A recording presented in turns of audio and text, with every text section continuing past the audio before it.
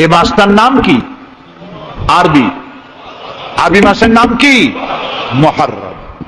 এটি সেই মাস। সিরিয়ার দামেস্কে ইয়াজিদ ক্ষমতা দখল করলো অগণতান্ত্রিক পদ্ধতিতে, এবং সরকারি মালের কোনো হিসাব নাই, অডিট নাই, স্বৈরাচারী কায়দায় তিনি ক্ষমতা দখল করে মদিনার আহলে বায়েত যারা মদিনার নেতৃবৃন্দকে তার আনুগত্য করার জন্য বাধ্য করলো। ইমাম হোসাইন যে মায়ের পেটে এসেছেন, যে পিতার পেটে জন্মে এসেছেন, যে নানার কোলে বড় হয়েছেন, তিনি কি এই দৃশ্য চোখে দেখতে পারেন? তিনি বললেন আমি কুফায় যাব। কুফার লোকেরা দাওয়াত দিল, তিনি কুফায় রওনা করবেন। মদিনার লোকেরা হাতে পায়ে ধরলো, কুফায় আপনি যাবেন না। তিনি বললেন আমি কোন ক্রমে ইয়াজিদের বশ্যতা স্বীকার করব না, আমি এর বিরোধিতা করবই। মাত্র 72 জন লোক নিয়ে তিনি কুফার দিকে অগ্রসর হলেন। এই 72 জনের মধ্যে 40 জন পুরুষ আর 32 জন নারী আর শিশু। তিনি যখন কারবালা প্রান্তরে পৌঁছে গেছেন, ইবনে জিয়াদ কুফার গভর্নর, তিনি বাধা দিলেন, বললেন আমার দরবারে হোসাইনকে হাজির করো। ইমাম হোসাইন বললেন যে ব্যক্তি আল্লাহর আখিরাতকে অস্বীকার করেছে, রাসূলকে অস্বীকার করেছে, আমি তার সামনে জীবন থাকতে যাব না। রাতারাতি ইয়াজিদ 6000 সৈন্য পাঠিয়ে দিল। ইমাম হোসাইনের সাথে লোক কত? মাত্র 72। 6000 লোক কি যুদ্ধ করা লাগে 72-এর সাথে? শুধু যদি মার্চ করে পায়ের তলায় পিছে 72 জন শেষ হয়ে যাবে। হযরত ইমাম হোসাইন রাতের বেলায় সঙ্গীদের বললেন, ও আমার সাথীরা, ইয়াজিদ আমার শির চায়, আমাকে চায়, আমার সঙ্গে থেকে তোমরা তোমাদের জীবনকে বিপন্ন করো না, তোমরা সবাই ফিরে চলে যাও মদিনায়। সাথীরা বললেন, ইমাম আজকে যদি আপনাকে ছেড়ে জীবনের মায়া নিয়ে মদিনায় ফিরে যাই, আর আপনার যদি শাহাদাত নসিব হয়, তাহলে কিয়ামতের দিন আল্লাহর নবীর সামনে আমরা কি জবাব দেব? আমরা আমাদের জীবন দিয়ে আপনাকে পাহারা দেব। সকালবেলা যুদ্ধ শুরু হয়ে গেল। জোহরের নামাজ আসতে না আসতে 40 জন পুরুষ শাহাদাত বরণ করলেন। এখন একজন পুরুষ বেঁচে আছেন, ইমাম হুসাইন। তাঁবুর ভিতরে স্ত্রী এবং অন্যান্য মহিলাদের কাছ থেকে বিদায় নিতে এসেছেন। তোমাদেরকে আল্লাহর হাওয়ালা করলাম, আমি যুদ্ধে চলে যাচ্ছি। আমার চোখের সামনে আমার নানাজির দান্দান মোবারক শহীদ হওয়া ইসলাম, সাহাবীদের রক্ত দেওয়া, জীবন দেওয়া ইসলাম, খেলাফত মিটে যাবে পৃথিবী থেকে, রাজতন্ত্র প্রতিষ্ঠা হবে, আমার জীবন থাকতে আমি তা হতে দেব না। স্ত্রী এগিয়ে এলেন, বললেন, হুসাইন জিহাদের ময়দানে থেকে আমি আপনাকে বিরত থাকতে বলবো না, তবে একটি দাবি আছে। এই যে ছোট্ট দুগ্ধপোষ্য শিশু, গত কয়েকদিন হলো ঘরে খাবার নাই, পানি নাই, আমার বুকে দুধও নাই, এই ছোট্ট বাচ্চাটিকে একটু পানির ব্যবস্থা করুন। ইমাম হুসাইন কলিজার টুকরা সন্তানকে 2 হাতে উঁচু করে ইয়াজিদি সৈন্যদের সামনে এসেছেন। ইয়াজিদি সৈন্যরা, আমার হাতের দিকে তাকাও, এটি রাসূলের আওলাদ, আমার কলিজার টুকরা সন্তান। ফোরাতের অফুরন্ত পানি প্রবাহিত হচ্ছে, একটু ফোরাতের কুলটা ছেড়ে দাও, ওর একটু পানি পান করায়। আমার সাথে তোমাদের শত্রুতা থাকতে পারে, এই নিষ্পাপ বাচ্চার সাথে তো কোনো শত্রুতা থাকার কথা নয়। তার এই আবেগপূর্ণ কথা ইয়াজিদি সৈন্যদের কলিজায় স্পর্শ করলো না। তারা বিষাক্ত তীর নিক্ষেপ করলো। ইমাম হোসাইনের উঁচু করে ধরা বাচ্চার বুকের ভিতর থেকে বিষাক্ত তীর প্রবেশ করে বেরিয়ে গেল অপর প্রান্ত থেকে, রক্ত ফিনকি দিয়ে বেরিয়ে এলো। ইমাম হোসাইন 2 হাতে আজলা ভরে সেই রক্ত চেহারায় মাখতে লাগলেন আর বললেন, কলিজার টুকরা সন্তান, সালেহ আলাইহিস সালামের উটনির রক্তের চাইতে তোমার রক্ত পবিত্র। হযরত সালেহ আলাইহিস সালামের চাইতে রাসূলুল্লাহর মর্যাদা অনেক বেশি, তুমি তার আওলাদ। বাচ্চাকে কোলে করে নিয়ে স্ত্রীর কাছে গিয়ে বললেন, স্ত্রী এই নাও তোমার বাচ্চা, ঠান্ডা হয়ে গেছে, এমন পানি পান করেছে কিয়ামত পর্যন্ত পানি পানি বলে তোমারে আর বিরক্ত করবে না। ইমাম হোসাইন লড়াই করলেন ময়দানে, বহু সংখ্যক সৈন্য হতাহত করে ফোরাতের কুল উন্মুক্ত করে ঘোড়ার পৃষ্ঠ থেকে নেমে এক আজদা পানি তুলেছেন, পানি পান করবেন।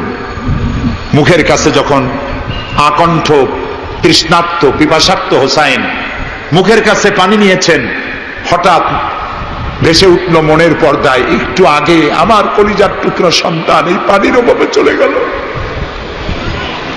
40 জন মানুষ বিদায় হলো, এক ফোঁটা পানি দিতে পারলাম না, এই পানি আমি কেমনে খাই? হাতের থেকে পানি পড়ে গেল। অশ্বের পৃষ্ঠে আরোহণ করলেন, চতুর্দিক থেকে তীর আর তরবারি আসতে লাগলো। ইমাম হোসাইন বললেন, থামো, একটু থামো, তোমরা কাকে তীরবিদ্ধ করছো? আমি কি তোমাদের রসুল মুহাম্মদ সাল্লাল্লাহু আলাইহি সাল্লামের নাতি নই? আমি কি তোমাদের রসুলের কলিজার টুকরা মা ফাতেমার নয়নের মণি নই? কেমন করে আমার গায়ে তোমরা তীর মারো? উম্মে সালমা, আমাদের মা উম্মে সালমা রাদিয়াল্লাহু তাআলা আনহা সকাল বেলায় 11ই মুহররম সকাল বেলায় তিনি ঘরে বসে কাঁদতেছেন। কয়েকজন প্রতিবেশী মহিলা এসে বলছেন, মা আপনি কাঁদেন কেন? তিনি বলছেন, আজকে রাত্রে আমি স্বপ্ন দেখেছি রাসূলুল্লাহ আমার বাড়ি এসেছেন। আমি দেখতে পেলাম আল্লাহ রসুলের চোখ দিয়ে পানি পড়ছে, দাড়ি মোবারক ধুলা মাখা, বুক কাটা বলি। আমি জিজ্ঞেস করলাম, ইয়া রাসূলুল্লাহ আপনি কাঁদেন কেন? মুখখানা মলিন কেন? দাড়ি মোবারকে ধুলাবালি কেন? রাসূলুল্লাহ বললেন, উম্মে সালমা তুমি জানো না আমি এইমাত্র কারবালা থেকে এসেছি। আমি দেখে এলাম আমার কলিজার টুকরা হোসাইনের শির মোবারক তার দেহ থেকে বিচ্ছিন্ন করে ঘোড়ার পদতলি, ঘোড়া দিয়ে পদদলিত করা হয়েছে তার দেহ মোবারক। ইসলাম এত সহজে আসে নাই, অনেক রক্ত পাড়ি দিয়ে এসেছে ইসলাম।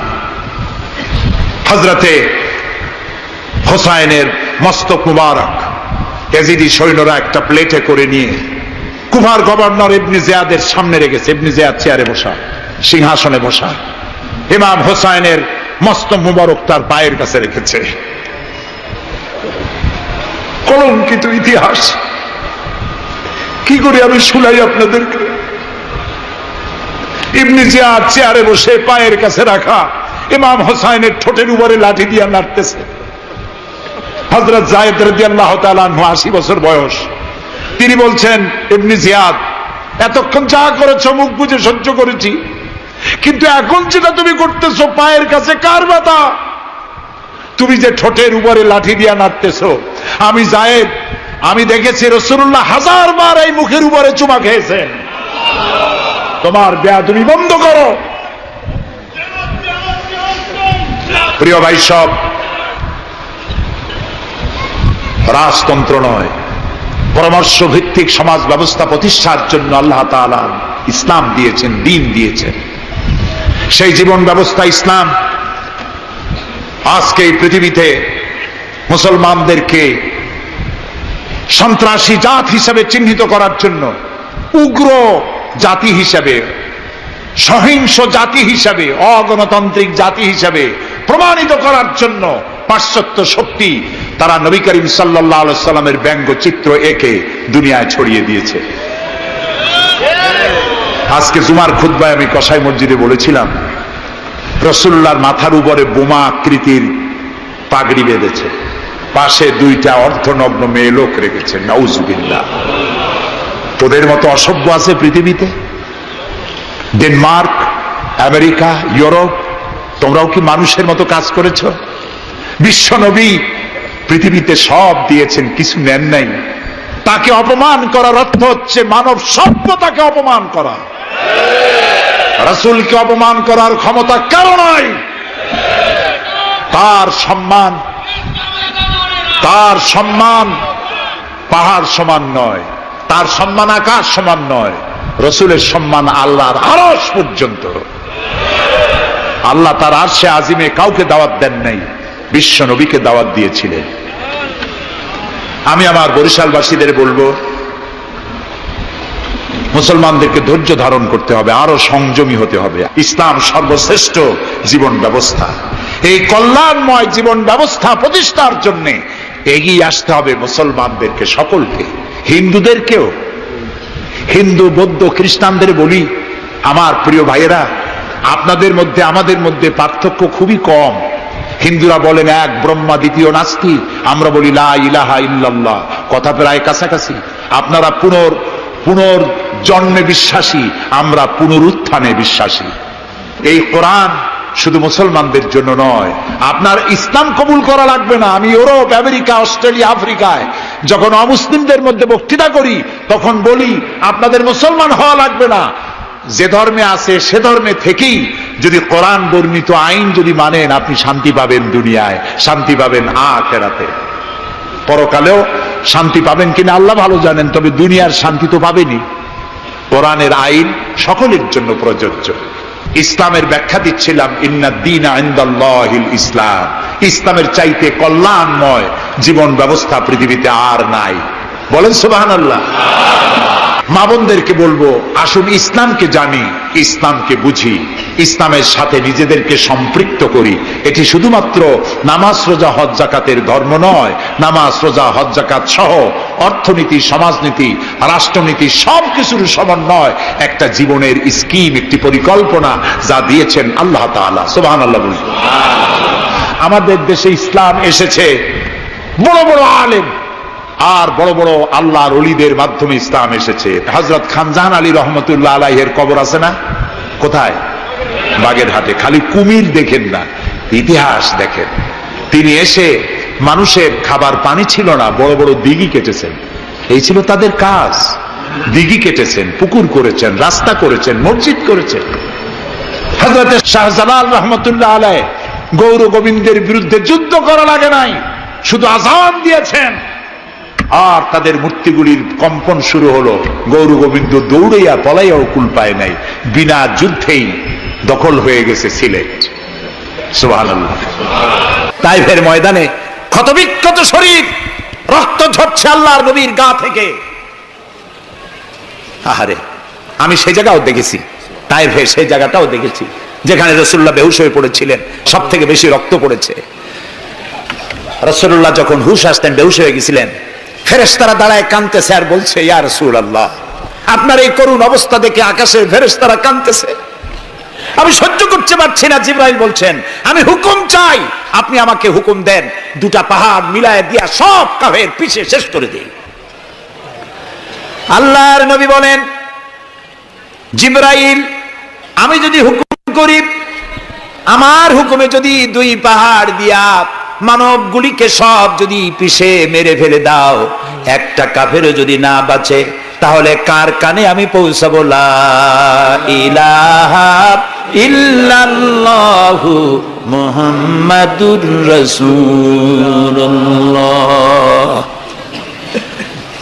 নবী করিম সাল্লাল্লাহু আলাইহি ওয়াসাল্লাম বসে আছেন, গা দিয়ে রক্ত ঝরছে। এই অবস্থা দেখে তায়েফের এক লোক দৌড়াইয়া তার বাগানে চলে গেল, আঙ্গুর বাগান, বুখারীর হাদিস। আঙ্গুর বাগান থেকে এক গ্লাস আঙ্গুরের রস নিয়ে এসে রাসূলের হাতে দিলেন। 3 দিনের না খাওয়া রাসূল, 3 দিন ক্ষুধার্ত, তৃষ্ণার্ত, ক্ষতবিক্ষত, জর্জরিত, নিষ্পেষিত, নির্যাতিত। এক গ্লাস শরবত হাতে পেয়ে বিসমিল্লাহ বলে শরবতটা পান করলেন। জিজ্ঞেস করলেন, তোমার নাম না আত্তাস? তিনি বললেন, হ্যাঁ, আমার নাম আত্তাস। তোমার বাড়ি হযরত ইউনূস আলাইহিস সালামের গ্রামে? তিনি বললেন, হ্যাঁ। তো আপনি কি করে জানলেন আমার নাম আত্তাস আর আমার বাড়ি ইউনূস আলাইহিস সালামের গ্রামে? নবী করিম সাল্লাল্লাহু আলাইহি সাল্লাম বললেন, আত্তাস, ইউনূস আলাইহিস সালাম নবী আর আমিও নবী, এক নবীর খবর আরেক নবীর কাছে থাকে। এক গ্লাস শরবত পান করে দুহাত উঁচু করলেন। নবীর চোখ থেকে দরদর করে পানি পড়ছে। তিনি বলছেন, রব্বুল আলামিন, এই তায়েফবাসী ওরা বোঝে নাই যে আমি তোমার নবী, ওরা বুঝতে পারে নাই যে আমি তোমার রাসূল, ওরা না বুঝে আমাকে ক্ষতবিক্ষত করেছে। আল্লাহ, তুমি এর জন্য তায়েফবাসীদের উপরে গজব দিও না, তুমি শান্তি দাও, হেদায়েত দাও। দুনিয়ার সকল নবী কোন কোন ক্ষেত্রে অধৈর্য হয়েছেন, নবী করিম সাল্লাল্লাহু আলাইহি ওয়াসাল্লাম কখনো অধৈর্য হন নাই। প্রিয় ভাই সব, সুলাইমান আলাইহিস সালাম রাষ্ট্র পেয়েছেন, পিঁপড়ার ভাষা বোঝেন। কার ভাষা? পিঁপড়ার রাজা আছে না, চেনেন পিঁপড়ার রাজা? মাঝে মধ্যে পরিচয় করেন পিঁপড়ার রাজা কারা। মাথাটা মোটা, পিঁপড়ার রাজা আমরাও বলি। পিঁপড়ার রাজাকে হাতে নিয়েছেন, ডান হাতে। সূরা আন-নামলে আল্লাহ তাআলা বলছেন, পিঁপড়া কথা বলতেছে, পিঁপড়া বলছে তার দলবলকে, সুলাইমান আলাইহিস সালাম আসতেছে তার সৈন্য সামন্ত নিয়ে, পায়ের তলায় পিষ্ট হয়ে মরে যাবি, সব করতে লুকা।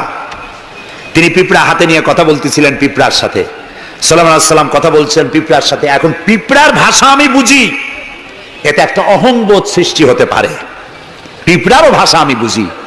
নবুয়তের শান দেখুন, পিঁপড়ার ভাষা বুঝতেছেন, সেখানে তিনি বিনয়ী হয়ে গেলেন আল্লাহর সামনে। তিনি বললেন, রব্বি আউজি'নি আন আশকুরা নি'মাতাকা আল্লাতী আন'আমতা আলাইয়া ওয়া আলা ওয়ালিদাইয়া। আয় আল্লাহ তাআলা, তুমি আমাকে ওই পরিমাণ শুকর আদায় করার তৌফিক দাও আমাকে, যে পরিমাণ নিয়ামত তুমি আমাকে দান করেছো। ওয়া আলা ওয়ালিদাইয়া, এবং আমার মা বাবার প্রতি যতটা নিয়ামত তুমি আমাকে দিয়েছো। ওয়ান আমালা সালিহান তারদাহু, আর আমাকে এমন আমল করার তৌফিক দাও যাতে তুমি খুশি হও। ওয়াদখিলনি বিরাহমাতিকা ফি ইবাদিকা সালিহিন, আর আল্লাহ আমাকে ইবাদে সালেহের মধ্যে শামিল করে দাও। সুবহানাল্লাহ। প্রিয় ভাই সব, আমার মূল বক্তব্য ছিল এই সব সচ্চরিত্রবান সুপার কোয়ালিটির মানুষ আল্লাহর নবীরা মার খেলেন কেন? শুধুমাত্র দাঁত মাজা, সুরমা লাগান, দাড়ি লাগান। আমি যদি আপনাদের বলি সবাই দাড়ি রাখবেন, আপনারা কি আমার মারতে আসবেন? কেন মারবেন? আমি তো খারাপ কথা কিছু বলিনি, এই জন্য মারামারি হয় না। মারটা হইল কেন? মার হয়েছে এই কারণে নবীরা বলেছেন লা ইলাহা ইল্লাল্লাহ, আল্লাহ ছাড়া কোনো ইলাহা নাই, আইনদাতা নাই, বিধানদাতা নাই, একমাত্র আইনদাতা তিনি। এখন আল্লাহর আইনটা কি সেটা আমাদেরকে বুঝতে হবে, সেটার দিকে আমি আগাচ্ছি ইনশাআল্লাহ। নবী করিম সাল্লাল্লাহু আলাইহি ওয়াসাল্লাম যখন এই কালিমার দাওয়াত দিলেন, মার শুরু হয়ে গেল। যারা এতদিন বলছিল আল আমিন, কি বলছিল রাসূলকে? আল আমিন। তারাই এখন নবী করিম সাল্লাল্লাহু আলাইহি ওয়াসাল্লামকে পাগল বলা শুরু করলো। রাসূলকে পাগল বলা হলে আঘাত লাগে কার গায়ে?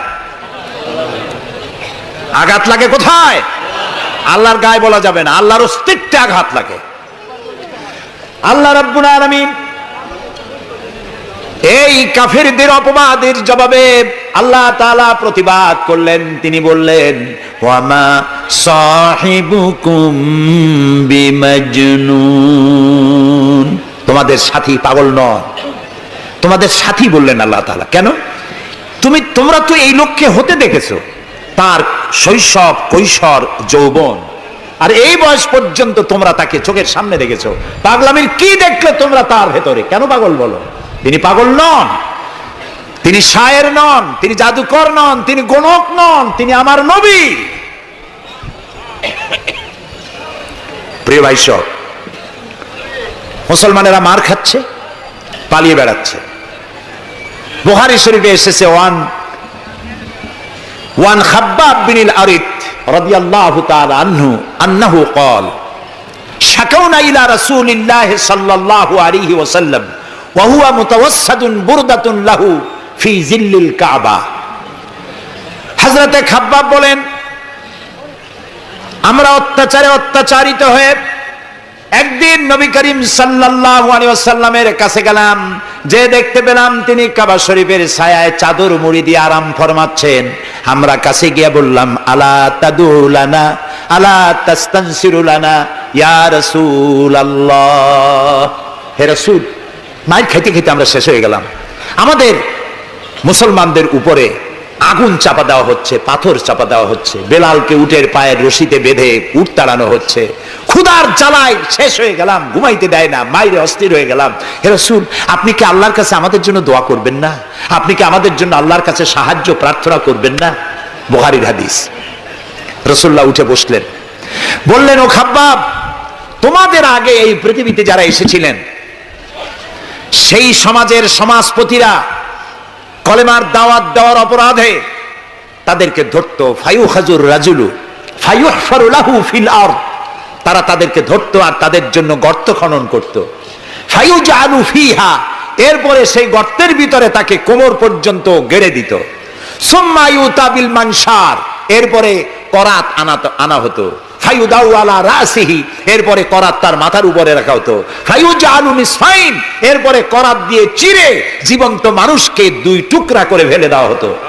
মা ইয়াসুদ্দুহু যালিকা আন দীনি, এত বড় অত্যাচারের পরেও সে যুগের একজন মুসলমানকেও আল্লাহর দ্বীনের পথ থেকে এক চুলও তারা সরাতে পারে নাই। রাসূলুল্লাহ বলছেন ওয়াল্লাহি ওয়াল্লাহি, ও খাব্বাব আমি আল্লাহর নামে কসম করছি। কে বলছেন? রাসূলুল্লাহ কসম করছেন, আমি আল্লাহর নামে শপথ করছি, লা ইউতাম্মান্নাল্লাহু হাদাল আমরা হাত্তা ইয়াসিরুর রাকিবু মিন সানা ইলা হাদরামাউত। সেদিন বেশি দূরে নয়, যেদিন ইয়েমেনের রাজধানী সানা থেকে সুন্দরী যুবতী নারীরা তাদের যৌবনের পসরা নিয়ে, সওদাগারেরা তাদের সম্পদ নিয়ে সানা থেকে রওনা করে সহস্র মাইল পাড়ি দিয়ে সৌদি আরবের হাজরামাউত পর্যন্ত পৌঁছে যাবে রাত এবং দিনে পায়ে হেঁটে। লা ইয়াখাফু ইল্লাল্লাহ, আল্লাহ ছাড়া কোনো ভয় তাদের অন্তঃকরণে থাকবে না। আলা গানামি, তবে হ্যাঁ এটা ঠিক, লা ইয়াখাফু ইল্লাল্লাহ যদি বলা হয় আর কিছু না বলা হয়, তাহলে তো বোঝা যাবে যে বাঘ এবং সিংহরও ভয় থাকবে না। নবীর কথায় কোনো ফাঁক থাকে না, আল্লাহর কথায় ফাঁক থাকে না, নবীর কথায়ও ফাঁক থাকে না। একজন ইলম কালাম কম যখন ওয়াজ করতে যাইতো, লক্ষ্য করতো যে সেখানে কোনো আলেম আছে নাকি। আলেম থাকলে অল্প কথা বলে শেষ করে দিত। তা আলেম আছে কিনা এটা পরীক্ষা করার জন্য বলছে যে ভাইরা আমি আজকে একটা পাতা আর ওয়াজ করব, একটা পাতা, এবং তার ব্যাখ্যা এবং বিশ্লেষণ আমি আপনাদের সামনে আলোচনা করতে চাই। জনগণ বলেন আমরাও শুনতেই চাই, বলুন পাতার ব্যাখ্যা কি। তিনি বলছেন এমন একটি পাতা, এটি যদি মাটিতে পড়ে বাঘ হয়ে যায়, আর যদি পানিতে পড়ে কুমির হয়ে যায়।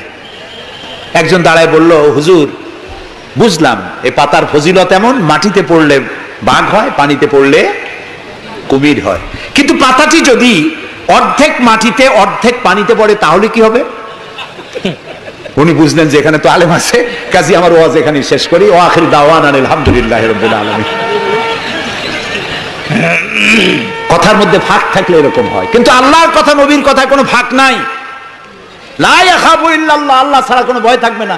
কিন্তু গরু ছাগল ভেড়া নিয়ে যাইতে গেলে যদি জঙ্গলের বাঘ আক্রমণ করে, সে ভয় কি থাকবে না? আল্লাহ রাসূল ব্যাখ্যায় বলছেন লা ইয়াখাফু ইল্লাল্লাহ আবিযু আলা গানামি, তবে তোমার ঘোড়া, তোমার সাথের ভেড়া ছাগল পশু যদি থাকে তো তার উপরে বাঘের আক্রমণ এ ভয় থাকতে পারে, কিন্তু সম্পদ হরণ, সতীত্ব হরণ, জীবন হরণের কোনো ভয় থাকবে না, এমন সমাজ কায়েম হবে। লা ইয়াখাফু ইল্লাল্লাহ ওয়ালাকিন্নাকুম তাস্তাজিলুন, তবে তোমরা খুব তাড়াহুড়ো করছো, একটু সহ্য করো, একটু ধৈর্য ধরো। নবী করিম সাল্লাল্লাহু আলাইহি সাল্লাম একটি সুন্দর সমাজ উপহার দিলেন। আমি ইতিহাস থেকে আপনাকে শোনাতে চাই। রাসূলুল্লাহ ইন্তেকাল করেছেন, ঐতিহাসিকরা লিখছেন মদিনার এক যুবতী নারী কি সমাজ কায়েম করে গেল শোনেন। রাসূলুল্লাহ ইন্তেকাল করেছেন, ঐতিহাসিকরা লিখছেন সেই সমাজের একটি যুবতী নারী মদিনা থেকে কোনো এক আত্মীয়র বাড়ি বেড়াতে রওনা করেছেন। যেতে যেতে আত্মীয়র বাড়ি পৌঁছবার আগেই সন্ধ্যা হয়ে গেল।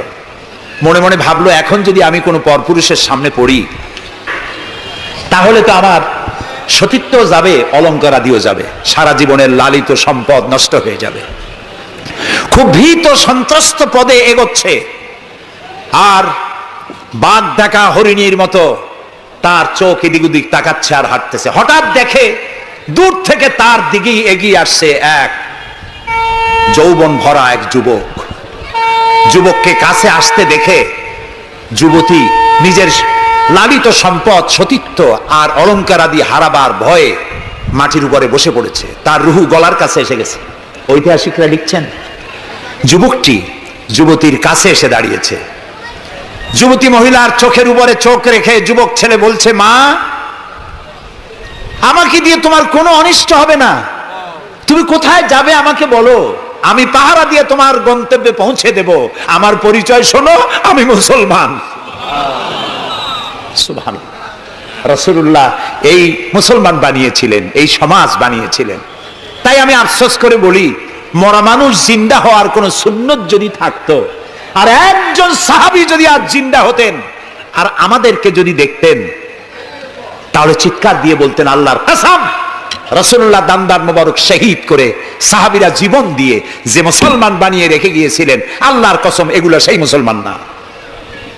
আমাদের চরিত্র এই পর্যায়ে পৌঁছে গেছে। রাসূলুল্লাহ সাল্লাল্লাহু আলাইহি ওয়াসাল্লাম ইসলাম দিয়ে মানুষকে একটি সুন্দর সমাজ দিয়েছেন। ইসলাম মানেই শান্তি। বলেন তো ইসলাম মানে কি? বলেন না, অর্থ কি? শান্তি। তবে শর্ত সাপেক্ষে, যারা আনুগত্য করবে তাদের জন্য শান্তি। আমরা একজন আরেকজনের সঙ্গে দেখা হলে কি বলি? আসসালামু আলাইকুম। যারা প্রত্যেক দিন প্রতি মুহূর্তে একজন আরেকজনকে সালাম দেয়, সেই জাতি কোনোদিন সন্ত্রাসী হতে পারে? আসসালামু আলাইকুম, আপনি বললেন ওয়ালাইকুম আসসালাম। নবী করিম সাল্লাল্লাহু আলাইহি ওয়াসাল্লাম বলেছেন আফশুস সালাম ওয়া আতইমুত তুআম ওয়া সাল্লু আন-নাসু বিন-নিয়াম তাদখুলুল জান্নাতা বিস-সালাম। তিনটি কথা। কয়টি কথা শুনতেছেন আপনারা? এক নম্বর হচ্ছে সালাম বিনিময় করো বেশি করে। রাসূলুল্লাহ বলছেন, একটা গাছের এপাশে বসে দেখা হয়েছিল, সালাম দাও। গাছটা ঘুরে আসছে, লোকটা আবার সালাম দাও। আমাদের দেশে অভ্যাস নাই। সব বসেরা চায় আমার অধীনস্থ লোকেরা আমারে সালাম দিক। রাসূলুল্লাহ তার স্ত্রীকে সালাম দিতেন। এমনকি রাস্তা দিয়ে যাওয়ার সময় বাচ্চা পোলাপান খেলাধুলা করছে, তাদেরকে তিনি সালাম দিতেন। আমরা কি দেই? আমরা দেই না। হুজুররা মনে করেন মুরিদরা আমারে দেবে, মন্ত্রী মনে করে অন্যরা আমারে দেবে, এসপি মনে করে পুলিশ আমারে দেবে। কিন্তু সালাম যিনি আগে দেবেন তিনি অহংকার মুক্ত। সুবহানাল্লাহ। এবং এই সালাম অন্যরা বলে কি সুপ্রভাত, গুড মর্নিং, গুড ইভিনিং, শুভ সন্ধ্যা, শুভরাত্রি। এটার ব্যাখ্যা কি? সকালবেলায় 280 মাইল স্পিডে ঝোড়ো হাওয়া প্রবাহিত হচ্ছে, 30 ফিট উঁচু হয়ে জলোচ্ছ্বাস হচ্ছে, মানুষ মরতেছে, বাড়ির টিন উড়ে যাচ্ছে। সকালবেলা কেউ যদি যায় বলে গুড মর্নিং, থাপড়ায় দাঁত ফালাই দেবে না? বেটা, এর সাইতে ব্যাড মর্নিং তো কখনো আসে নাই। রাতের বেলায় মা মারা গেছে, তার বাড়ি গিয়ে বলছে গুড নাইট। কেমন লাগবে কোন?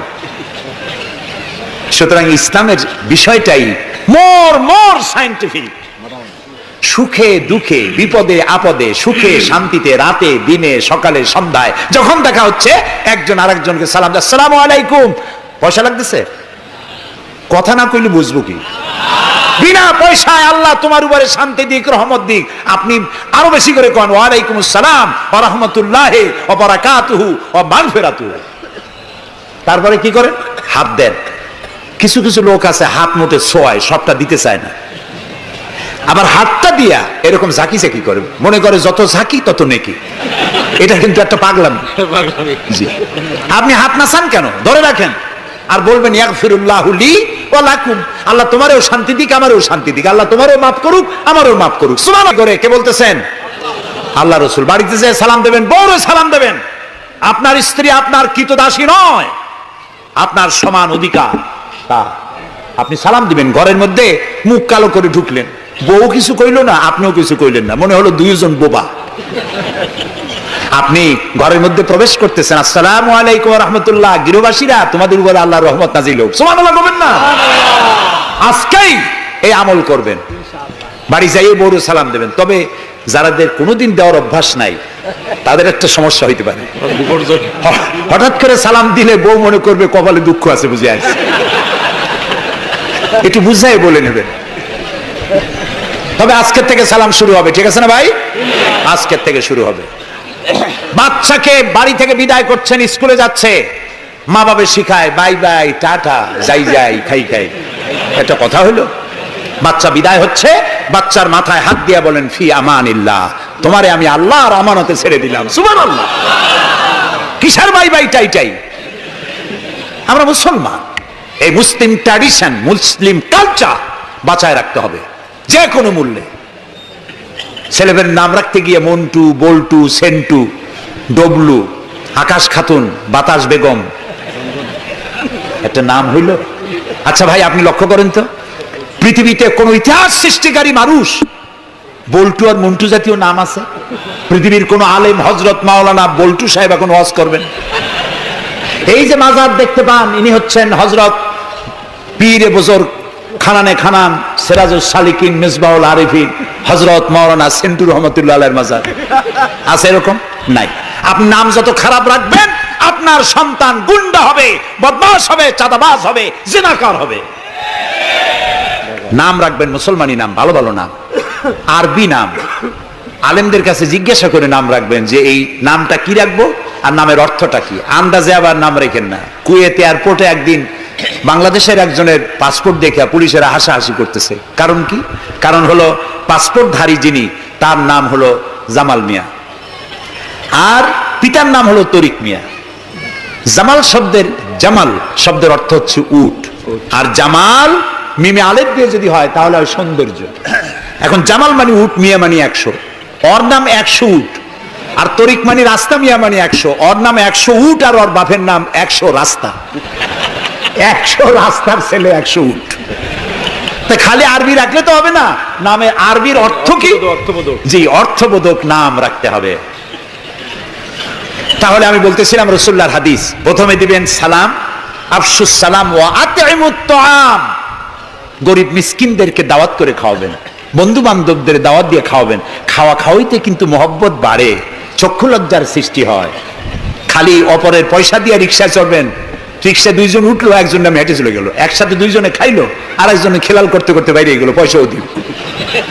এই চালাকি এক সময় ধরা পড়ে যায়। এই জন্য মানুষকে বাড়িতে দাওয়াত দিয়ে খাওয়ানো, রাসূলুল্লাহ বলেন দাওয়াত দিয়ে খাওয়াও। তাহাদ্দু তাহাব্বু, হাদিয়া দাও, মহব্বত বাড়বে। কারো অসুখ হয়েছে, তার বাড়িতে একটু আঙ্গুর নিয়ে যাও, একটু কমলা নিয়ে যাও। তোমার শত্রু যদি হয়, চক্ষু লজ্জার সৃষ্টি হয়ে যাবে।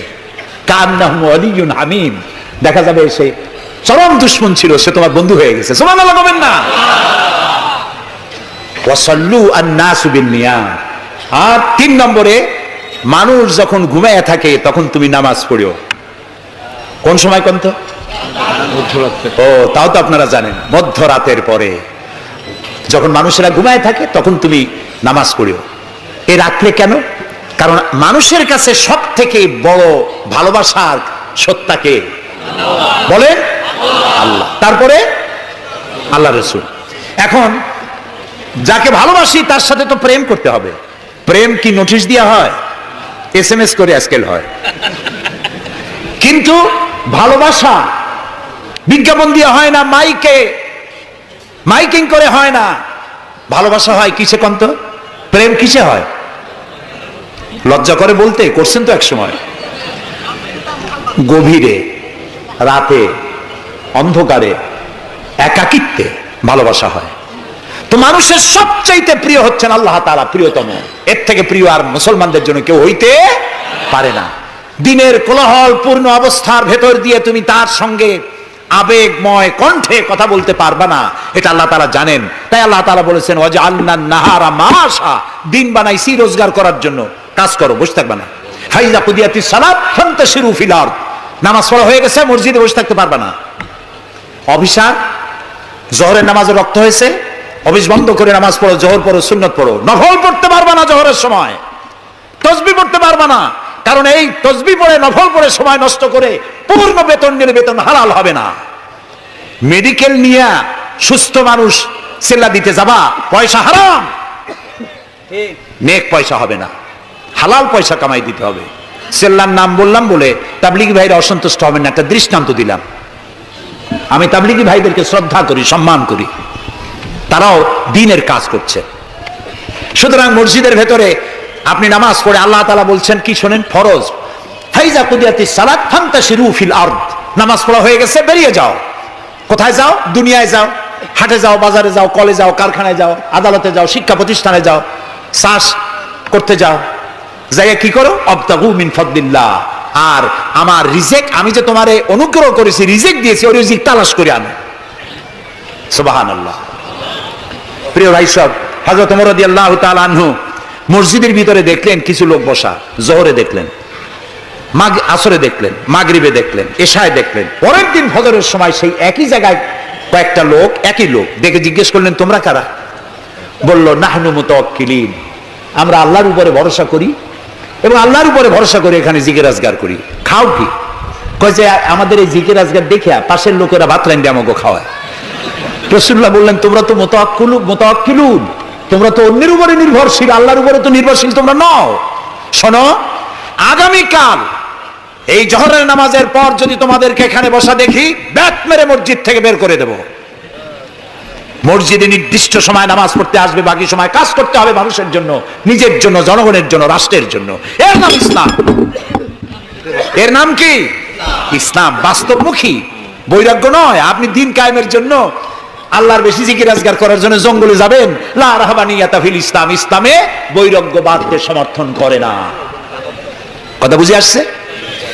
সুতরাং আপনি রাত্রি বেলায়, দিনের কোলাহলপূর্ণ সময়, আপনি আল্লাহর সাথে প্রেম করতে সময় পাচ্ছেন না। আল্লাহ তাআলা বলছেন ওয়াজআলনাল লাইলা লিবাসা ওয়াজআলনা নাওমাকুম সুবাতা। রাত্রে বানাইছি, রাত্রিকে বানাইছি শান্তির আচ্ছাদন। সুবহানাল্লাহ বলবেন না?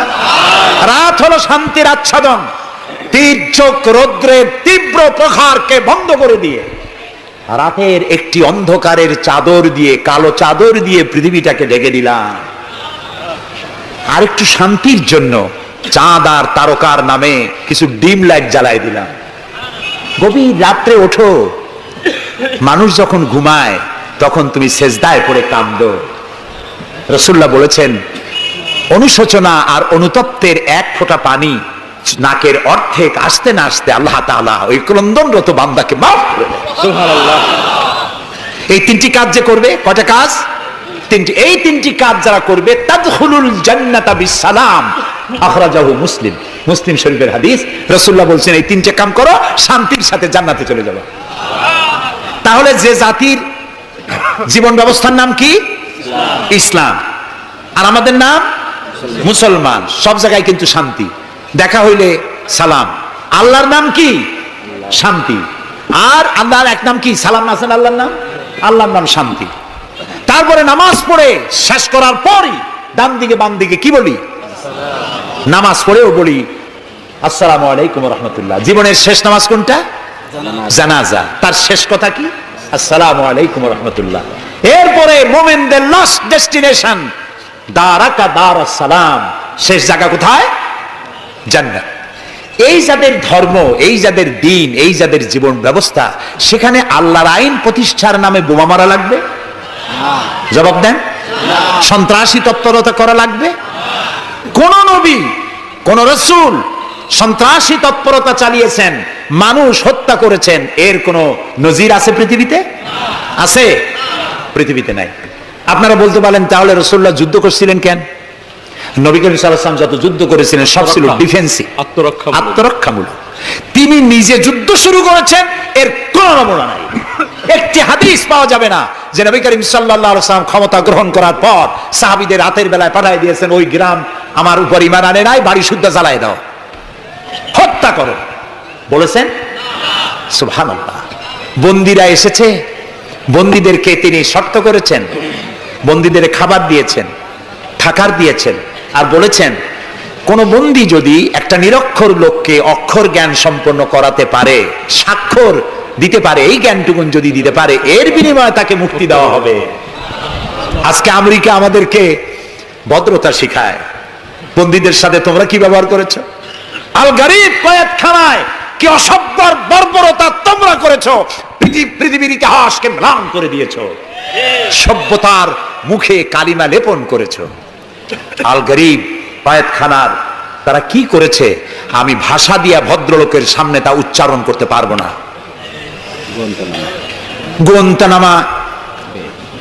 গোয়েন্তানামা বেতে, যেটা পৃথিবীর নরক বলা যায়, পৃথিবীর জাহান্নাম।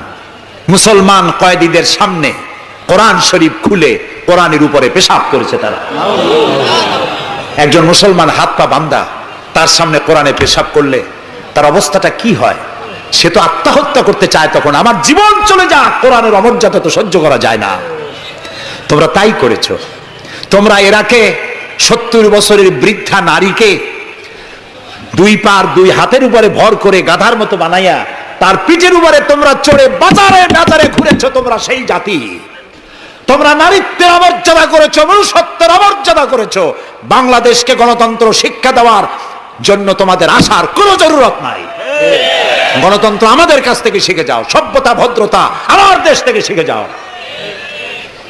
তোমরা সাম্প্রদায়িক সম্প্রীতির কথা বলো, আমার দেশ থেকে শেখো। আমার দেশের হিন্দুরা রোজার মাসে মসজিদের পাশে যত মণ্ডপ ছিল মাগরিবের আজানের সময় কেউ ঢোল বাজায় নাই, মাইক বাজায় নাই, ঠিক না? আমার দেশের মুসলমানেরা তাদের সারা দিন রোজা রেখে তাদের গান বাজনা চিৎকারে গান অস্থির হয়েছে, কিন্তু কেউ যে বলে নাই যে ঢোল বাজাইতে পারবে না, গান গাইতে পারবে না, বলেছে কেউ? সাম্প্রদায়িক সম্প্রীতি এখানে তোমরা খুঁজে বেড়াও, যেখানে সম্প্রীতি নাই। কোথায় সাম্প্রদায়িক সম্প্রীতি নাই? সব জায়গায় সাম্প্রদায়িক সম্প্রীতি। সব থেকে পৃথিবীর মধ্যে বাংলাদেশে সাম্প্রদায়িক সম্প্রীতি সব থেকে বেশি।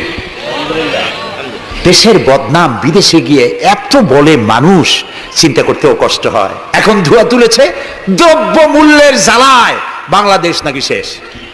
আচ্ছা ভাইরা, দ্রব্য মূল্য পৃথিবীতে কোথায় না বেড়েছে? তবে আমাকে বলতে হবে, দ্রব্য মূল্যের কারণে বরিশালে না খাইয়া মরছে কয়জন? আমি আপনার কাছে হিসাব চাই, বলেন।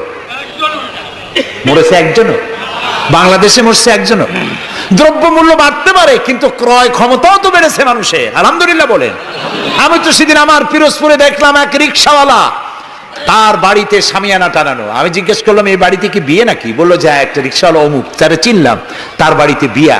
সে বিবাহের জন্য পাড়েরহাট বাজার থেকে, ডেকোরেটর থেকে চেয়ার ভাড়া করে এনেছে, শামিয়ানা এনেছে, সেজন্য ধার কর্য করতে হয়নি, সে পয়সা পেয়েছে, তার কাছে পয়সা আছে।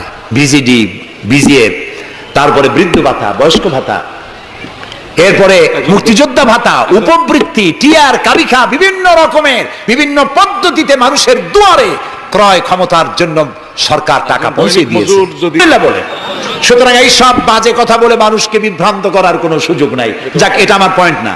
আমার পয়েন্ট ছিল আল্লাহর আইন প্রতিষ্ঠার জন্য বোমা মারা, সন্ত্রাসী তৎপরতার কোনো সুযোগ নাই। আজকে যারা বোমা মারতেছে, এই যে ঝালকাঠি মারলো না, কয়জন মারছে? 2 জন। যেটা মারলো, এইখানে বসে তারে পুলিশে ইন্ট্রোগেশন করতেছিল। ইন্ট্রোগেট করার সময় তারে জিজ্ঞেস করলো, তুমি মারলা কেন? কয় যে আমি আল্লাহর আইন প্রতিষ্ঠা করতে চাই, সে আল্লাহর আইনের বিরুদ্ধে অবস্থান নিয়েছে, বিচার করে, সেই জন্য তারে মারছি। আচ্ছা, বিচারকরা কি আইন তৈরি করে? জবাব না দিলে বুঝবো কি আমি? আপনারা সবাই শিক্ষিত, সিটি কর্পোরেশনের লোক, জবাব দিবেন ঠাস ঠাস করে পুলিশের মতো। বিচারকরা আইন বানায়? তৈরি করা আইনের উপরে তারা ডিসিশন দেন। এই যে আইনজীবী 2 জন 2 পাশে আমার বসে আছে, ওনারা যে পার্লামেন্টের মেম্বার, আদালতে এই জন্য এমপি কে দেখে দেয়। জি, তো এই যে 2 জন আইনজীবী বসে আছেন আমার পাশে, ওনারা প্রতিষ্ঠিত আইনের উপরে ওনারা আর্গুমেন্ট করেন। আমার দেশে যত আইন আছে, সিভিল ল যেটা, সেখানে তো ইসলামী আইন আছে, আছে না বললেন কেন? আন্দাজে সিভিল ল এর মধ্যে আছে, ক্রিমিনাল ল এর মধ্যে কিছুটা নাই, কিন্তু সিভিল ল এর মধ্যে আছে। মুসলিম পারিবারিক আইন, এটা তো আছেই।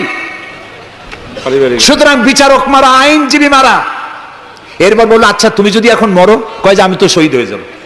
আরে উল্লুক, তুমি শহীদ হবা কেমনে? তুমি তো মানুষ খুন করে আসছো, তোর তো জাহান্নামে যাওয়া লাগবে। চট্টগ্রামে যে মারলো, বোমা মারতে গিয়ে 2টা হাত গেছে, 2টা পা চলে গেছে। তারপরে তাকে হসপিটালে নেওয়া হয়েছে, পানি চাইছে, এক নার্স পানি দিয়েছে বাম হাত দিয়ে। সে কয় যে বাম হাতে পানি খাবো না। তুই মুসলমান? কয় যে নার্স বলছে আমি মুসলমান। বাম হাত দিয়ে পানি দিলা কেন? আমি তো মুসলমান, ডান হাত দিয়ে পানি দাও। আমি শুনে পরে এক বক্তৃতায় বললাম, আসছে মানুষ খুন করিয়া, ও এখন বাম হাত আর ডাইন হাত তালাশ করে। একজনের নাকি মোষ ছিল খুব বড়, আছেন এরকম কিছু মোষওয়ালা, বড় মোষ, ঠোঁট ঢাকা। কিছু কবি, বুদ্ধিজীবী, এরা কোন রকম বুদ্ধিজীবী হইতে চাইলে এরকম একটু মোষ বড় থাকা লাগে, চুলটুল 5-6 মাস কামায় না, এরকম একটা অবস্থা। আর মাথাটা ইন্টারন্যাশনাল এয়ারপোর্ট, চুলটুল নাই, স্টেডিয়ামের মতো, চতুর্দিকে কিছু দর্শক আছে, মাঝখানে খালি। তো এইরকমের একজন মোষওয়ালা, ঘন মোষ, এত বেশি মোষ যে টর্চ মারিয়াও বোঝা যায় না যে লোকটা হাসে না কান্দে। ওই রকম এক মোষওয়ালা লোকের মদ খাওয়ার অভ্যাস ছিল। মদের গ্লাস বাম হাতে, আর ডান হাত দিয়ে মোষগুলো উঁচু করিয়া বাম হাত দিয়ে মদ খাইতেছে বহুত কষ্ট করে। একজন জিজ্ঞেস করলো, ভাই তুমি মদ খাওয়াতে এত কষ্ট করতেছো কেন? ঢকঢক করে গিললেই তো হয়, মোষগুলো উঁচু করে নেছো। কয় যে ভাই, হযরত ওলামায়ে কেরামের মুখে শুনছি, পানি টানি কিছু খাইতে গেলে মোষ লাগলে মাকরুহ হয়। ও খাইতেছে মদ, ও মানুষ খুন করে আসছে, আর ও বলতেছে যে আমি বাম হাতের পানি খাবো না। বেটা তুই জাহান্নামে যাবি।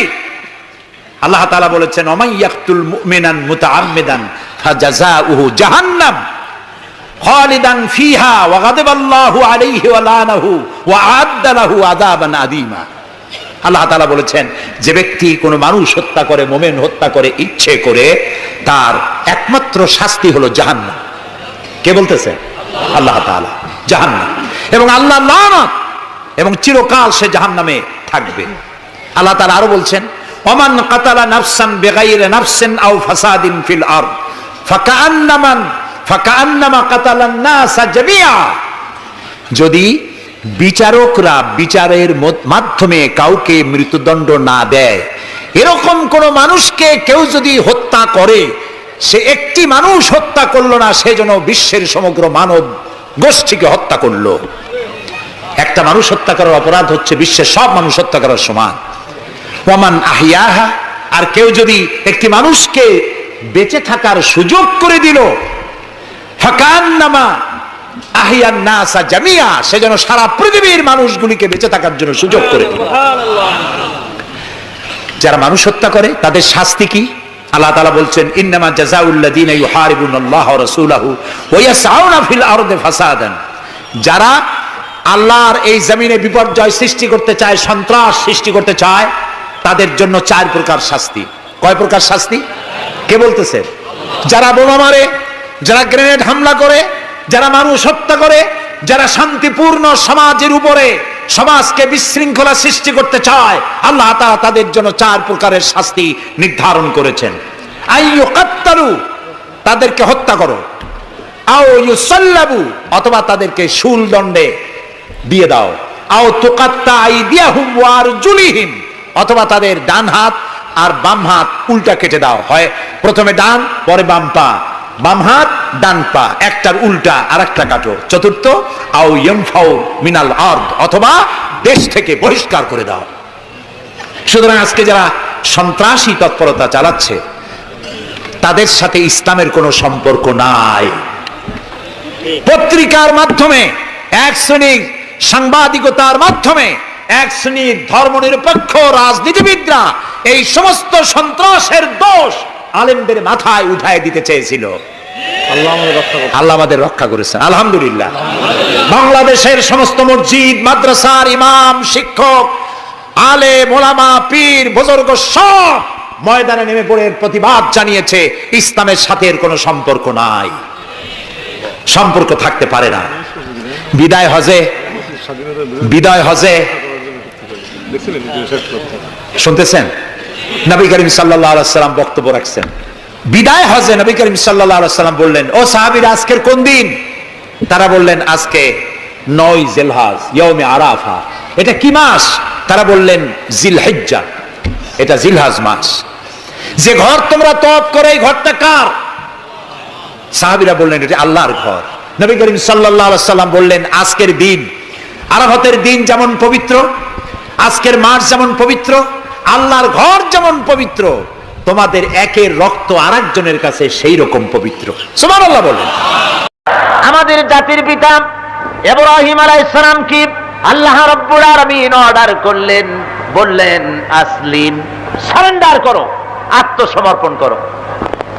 আমার পিতা, আপনার পিতা, গোটা মুসলিম জাতির পিতা হযরত ইব্রাহিম আলাইহিস সালাম একবারও এই প্রশ্ন করলেন না, রব্বুল আলামিন কি শর্তে সারেন্ডার করব, কোন কোন ব্যাপারে সারেন্ডার করব, কোন প্রশ্ন না তুলে আল্লাহ বলেছেন আসলিম।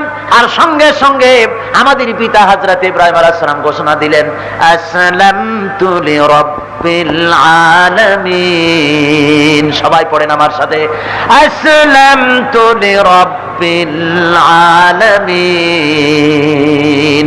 সারেন্ডার হয়ে গেলাম সেই মহান প্রভুর সামনে, যিনি তামাম আসমান ও জমিনের স্রষ্টা।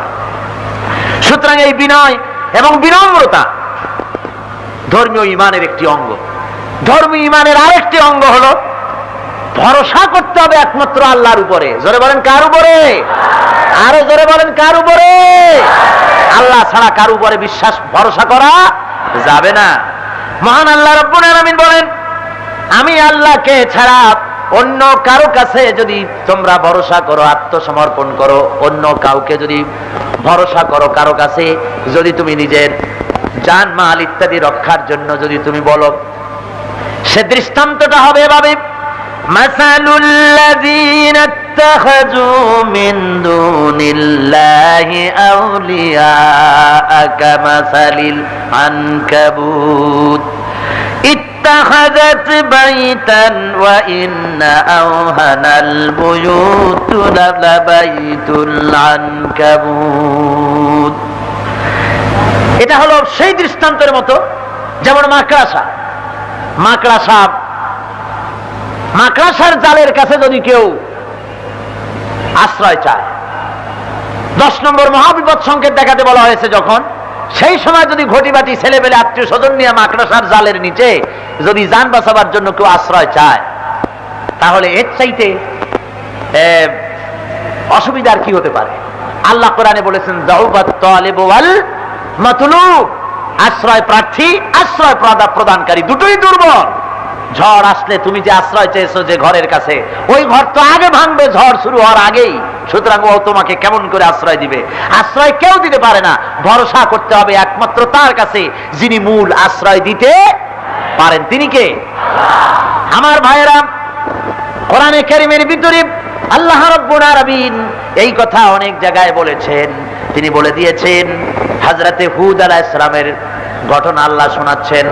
গোটা জাতি হযরত হুদের বিরুদ্ধে চলে গেল, গোটা জাতি হযরতে হুদ আলাইহিস সালামকে মারবে ষড়যন্ত্র করা শুরু করে দিল তার বিরুদ্ধে। হযরতে হুদ আলাইহিস সালাম তিনি ভয় পেলেন না। কোরআনে কারীমের ভিতরে হযরতে হুদের কথা আল্লাহ কোট করলেন দুনিয়ার মানুষকে শোনাবার জন্য, আমাদের ঈমান বর্ধন করার জন্য আল্লাহ শুনিয়ে দিলেন। রব্বুল আলামিন বলেন, হযরতে হুদ বলে দিলেন, ফাকিদুনি জামিআন সুম্মা লা তুনজিরুন, ষড়যন্ত্র করো আমার বিরুদ্ধে, সবাই মিলে করো, একা না, সম্মিলিতভাবে আমার বিরুদ্ধে তোমরা ষড়যন্ত্র চালাতে থাকো, এবং আমাকে এতটুকু অবকাশ দিও না, একটুখানি ফুরসত দিও না, সম্মিলিতভাবে আমার বিরোধিতা করো।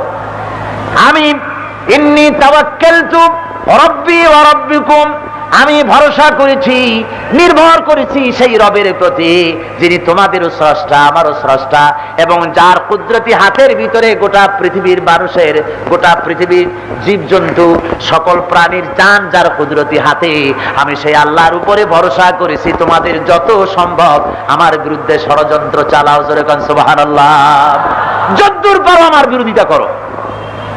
আমার ভাইয়েরা, হযরতে হুদ আলাইহিস সালাম আল্লাহর উপরে নির্ভর করলেন।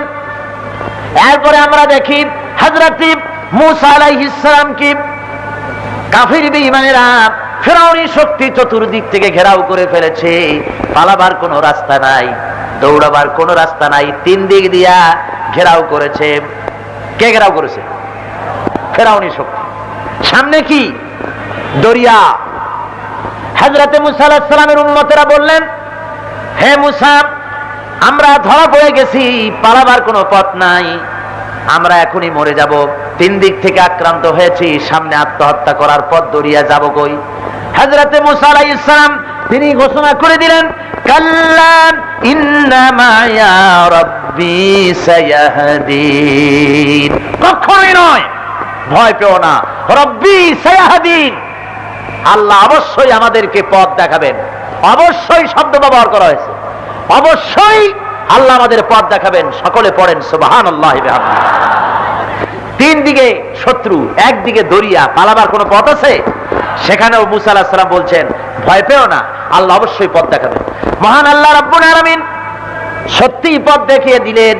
যখন এই ধরনের দৃঢ় ঈমানের আর এ ধরনের নির্ভরতার প্রমাণ যখন মুসলমানেরা, মুমিনেরা আল্লাহর পয়গম্বর যখন দেখালেন, আল্লাহ রাব্বুল আলামিন বলেন, মূসা রে, তোমার হাতে যে লাঠি আছে, ওই লাঠি দিয়ে দরিয়ার পরে আঘাত করো। দরিয়ার উপরে তিনি আঘাত করলেন, একটা রাস্তা হয় নাই। কোরআনে কারীমের ভিতরে এসেছে, এক বাড়িতে দরিয়ার ভিতরে 12টা রাস্তা তৈরি হয়ে গেছে। 12টি রাস্তা হয়েছে। মূসা আলাইহিস সালামের উম্মতের 12টি গোত্র 12 রাস্তা দিয়ে রওনা হয়েছে। এই রাস্তা দিয়ে তারা যাচ্ছে, এবং তারা যেন ভয় না পায়, তাফসীরে এসেছে একা একই চলতে গিয়ে এই রাস্তার মানুষ অপর রাস্তার মানুষ যেন দেখতে পায়, পানিকে এমন স্বচ্ছ করে দেওয়া হয়েছে। আমার বন্ধুরা, হযরত মূসা আলাইহিস সালামকে আল্লাহ রাব্বুল আলামিন এমনি করে হেফাজত করলেন। জনাবে মুহাম্মদুর রাসূলুল্লাহ সাল্লাল্লাহু আলাইহি ওয়াসাল্লাম গোটা এলাকার গোটা জাতি সব গিয়েছে রাসূলের বিরুদ্ধে ক্ষেপে, তাকে মেরে ফেলবে, দুনিয়া থেকে বিদায় করে দেবে।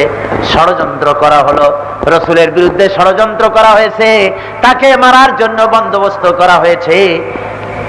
মারবে, কিভাবে মারবে তার পরিকল্পনা তৈরি হচ্ছে।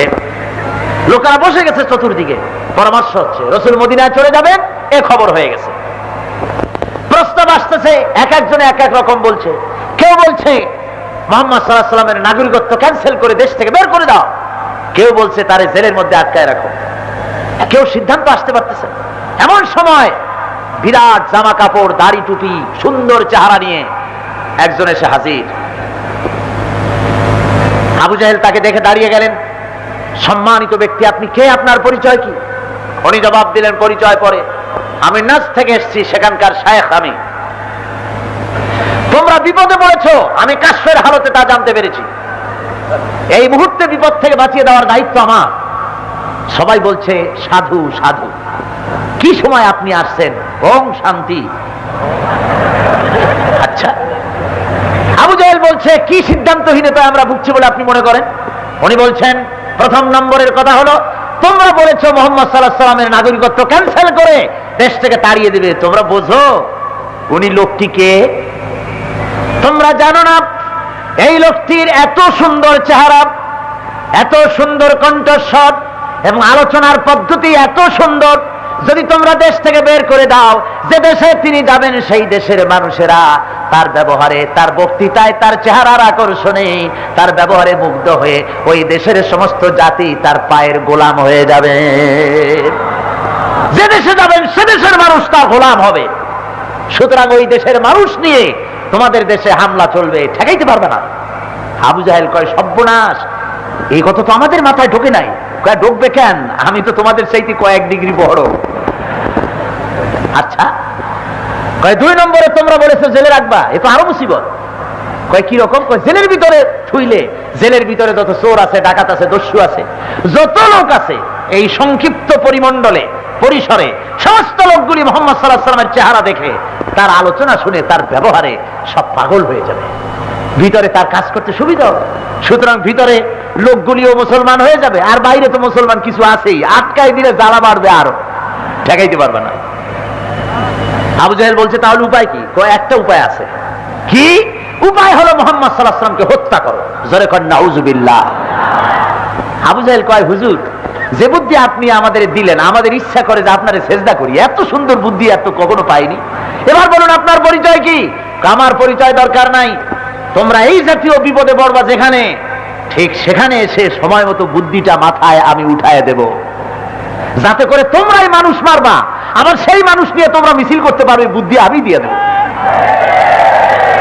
তোমরা আগুন লাগাবা, তোমরা অফিস ভাঙবা, আবার তোমরাই যেন ওদের মাথায় চাপাই দিতে পারো, সে বুদ্ধি আমি দেব।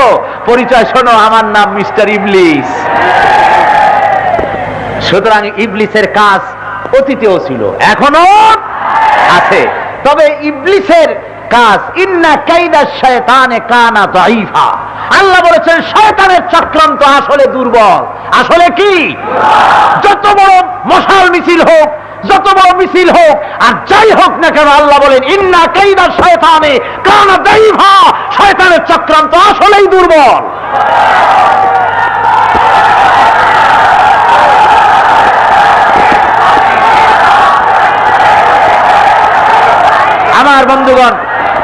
আমার বন্ধুগণ, শয়তানির ধরনটা দেখুন।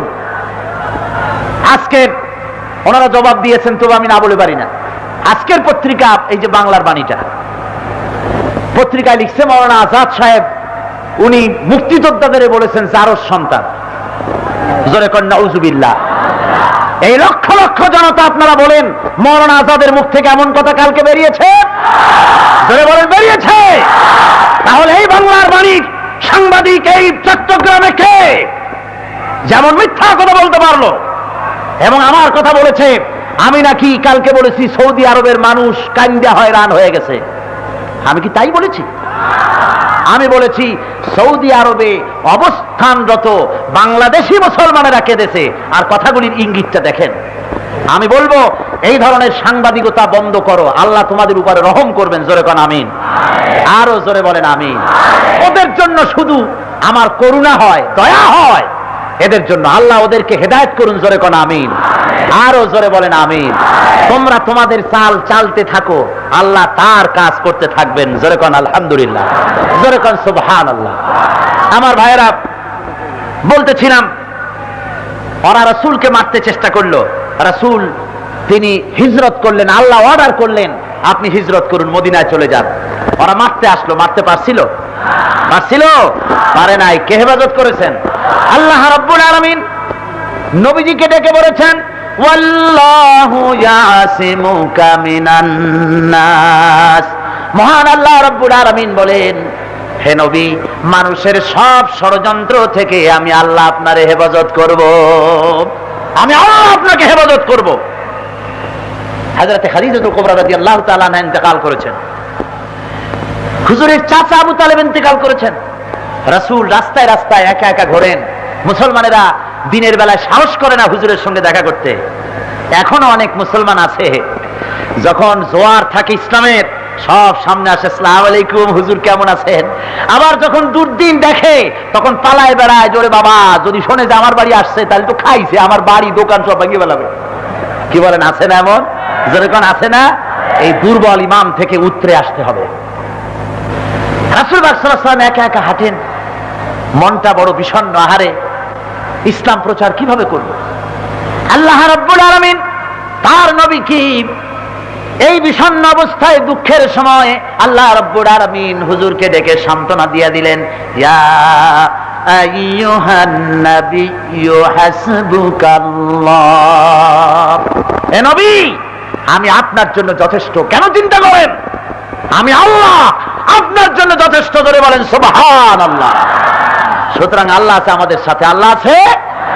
আমার ভাইয়েরা, আল্লাহ রাব্বুল আলামিন তার হাবিবকে হিজরতের অর্ডার দিলেন, তিনি হিজরত করলেন আর গুহার মধ্যে গিয়া লুকালেন। হযরতে আবু বকর সিদ্দিক রাদিয়াল্লাহু তাআলা আনহুরে নিয়া গুহার ভিতরে প্রবেশ করলেন।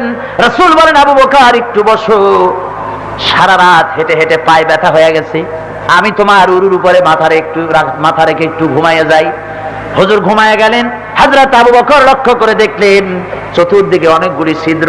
কোন ছিদ্র দিয়া সাপ বা বিচ্ছু এসে দংশন করে নাকি।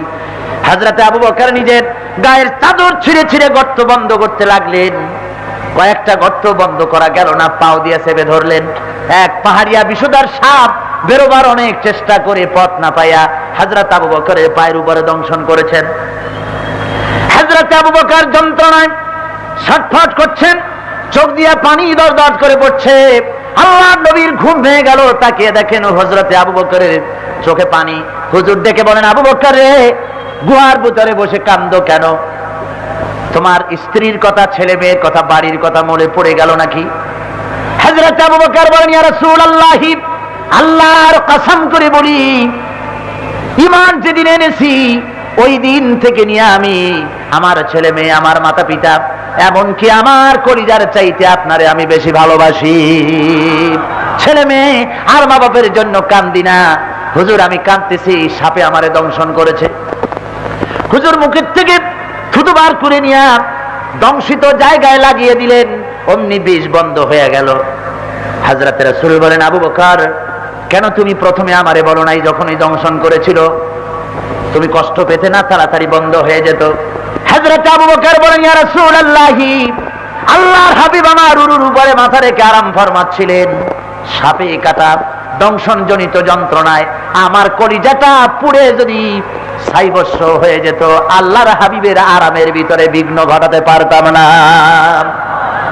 কাফির বেঈমানেরা খুঁজে খুঁজে এই গুহার কাছে যখন এসে গেছে, হযরত আবু বকর বলেন, হুজুর আমরা ধরা পড়ে গেছি, পালাবার পথ নাই।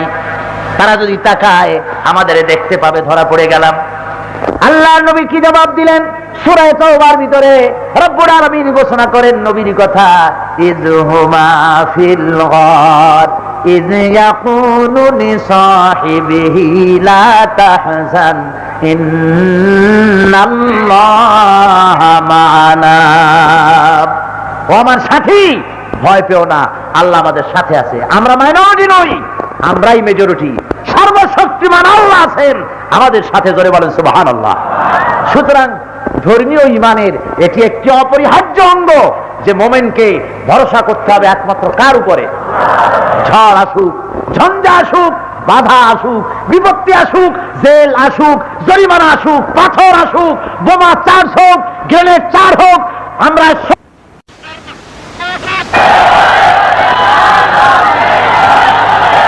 আমার বন্ধুগণ, আল্লাহর উপরে নির্ভরতা এটি অন্যতম কোয়ালিটি। এরপরে আল্লাহ রাব্বুল আলামিনের এই ধর্মীয় ঈমানের আরেকটি অপরিহার্য গুণ যেটা তৈরি হয়ে যায় মুমিনের হওয়া উচিত, সেটা হলো নৈতিক সংশোধন, চারিত্রিক উন্নতি, আত্মার পবিত্রতা এবং কর্মে পরিশুদ্ধি তার গ্রহণ করতে হয় মুমিন ব্যক্তি। যেহেতু সে ঈমানদার, তার পারস্পরিক লেনদেন হবে অত্যন্ত সুন্দরভাবে, আইনের প্রতি শ্রদ্ধাবোধ তার ভিতরে বাড়বে, সে ওজনে কম দিবে না মুমিন ব্যক্তি। এই জন্য আল্লাহ বলছেন যে লাইসাল বিররা আন তুওয়াল্লু ওয়ুজুহাকুম কিবালাল মাশরিক ওয়াল মাগরিব, পূর্ব পশ্চিমে সেজদা দিলেই কিন্তু নেককার আর পুণ্যবান হওয়া যায় না। নেককার পুণ্যবান হওয়ার জন্য আপনি নামাজও পড়বেন, আবার এদিকে ওজনেও কম দেবেন, খাদ্যও ভেজাল দেবেন, এটা মুমিন হওয়ার লক্ষণ না। দেখেন না ভেজালের কায়দাটা কি? হ্যাঁ, সরিষার তেলের মধ্যে সোয়াবিন বা বাদাম তেল মিশাইয়া তারপরে এই টিন্টু নাইনে রাখা এরপরে যায় নামাজ পড়তে। নামাজ শুরু করে দিল, আল্লাহু আকবার, আলহামদুলিল্লাহি রাব্বিল আলামিন আর রহমানির রহিম মালিক ইয়াউমিদ্দিন। মনে পড়ে গেল যে তেল যে ঘি যে এনে রেখেছি, ওই ঘিয়ের মধ্যে যে ভেজাল দিতে হবে সে কথা তো ওই সেলসম্যানকে বলা হয়নি। ও যদি খাঁটি ঘি বেশি বেলায় তাহলে তো আমার লাভ ভালো হবে না। সুতরাং দিল নামাজ ছাড়িয়া, দেখে বললো বসিরউদ্দিন শোন, ওই যে খাঁটি ঘিয়ের টিনটা আনছি, অর্ধেক নামাইয়া থুইয়া বাকি অর্ধেক ডালডা দিয়া ঘুটিয়া বাটার অয়েল মিশাইয়া তারপরে কবি যে একেবারে আল্লাহর কসম পিওর পাবনাইয়া ঘি। এরপরে বলে দিয়ে বুঝাই দিয়ে আল্লাহু আকবার, ইয়াকা না'বুদু ওয়া ইয়াকা নাস্তাঈন ইহদিনাস সিরাতাল মুস্তাকিম, দিল একটা সেজদা। কোন এই ঈমানের কোনো দাম আছে? জোরে বলেন, কোনো মূল্য আছে? নাই। যেহেতু নৈতিকতার সংশোধন তার হয়নি, ঈমানদার ব্যক্তি ওজনে কম দেবে না, খাদ্যে ভেজাল দিবে না, জমিনের আইল ঠেলবে না, প্রতিবেশীর হক নষ্ট করবে না, শয়তানি বদমাশি করবে না, সে পরিপূর্ণ মুমিন হয়ে যাবে। যেহেতু তার চিন্তা আসবে আমি যেখানেই যাই সেখানে আল্লাহ আমাকে দেখছেন, ঠিক কিনা? কর মহান আল্লাহ রাব্বুল আলামিন বলেন ওয়ালিল্লাহিল মাশরিকু ওয়াল মাগরিবু ফাআইনামা তুওয়াল্লু ফাসাম্মা ওয়াজহুল্লাহ। পূর্ব পশ্চিমের মালিক হলেন আল্লাহ, অর্থাৎ সকল দিকের মালিক আল্লাহ। ফাআইনামা তুওয়াল্লু ফাসাম্মা ওয়াজহুল্লাহ, যেদিকে তুমি মুখ ফিরাও, যেদিকেই যাও সেদিকেই আল্লাহ। আল্লাহ ছাড়া কোনো জায়গা নাই, সব জায়গায় আল্লাহ আছে। কি বলেন? আপনাদের চট্টগ্রামে এমন কোন জায়গা আছে নাকি যেখানে বসে পাপ করা যাবে অথচ আল্লাহ ঠিক পাবে না? আছে নাকি?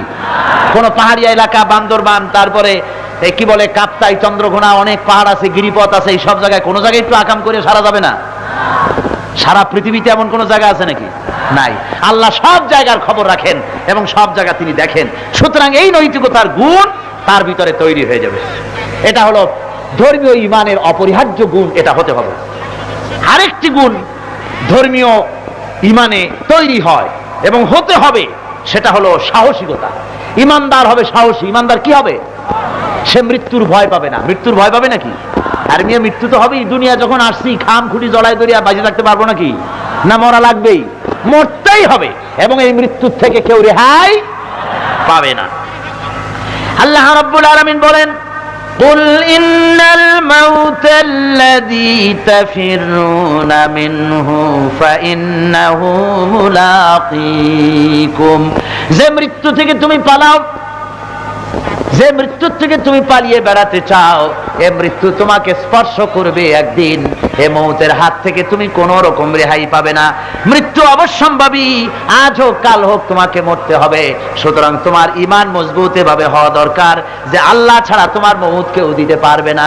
দুনিয়ায় যদি কোনো গুলির গায়ে তোমার নাম লেখা না থাকে, কোন একটি গুলি যদি তোমার জন্য বাজেট না হয়, আল্লাহর পক্ষ থেকে স্যাংশন না হয়, তাহলে তামাম দুনিয়া গুলি বর্ষণ করে তোমারে মারতে পারবে না। আবার যদি তোমার জন্য কোন গুলি যদি স্যাংশন হয়ে থাকে, তামাম পৃথিবীর সব একত্রিত হয়ে পাহারা দিয়া তোমাকে বাঁচাইতে পারবে না। জোরে কোন সুবহানাল্লাহ।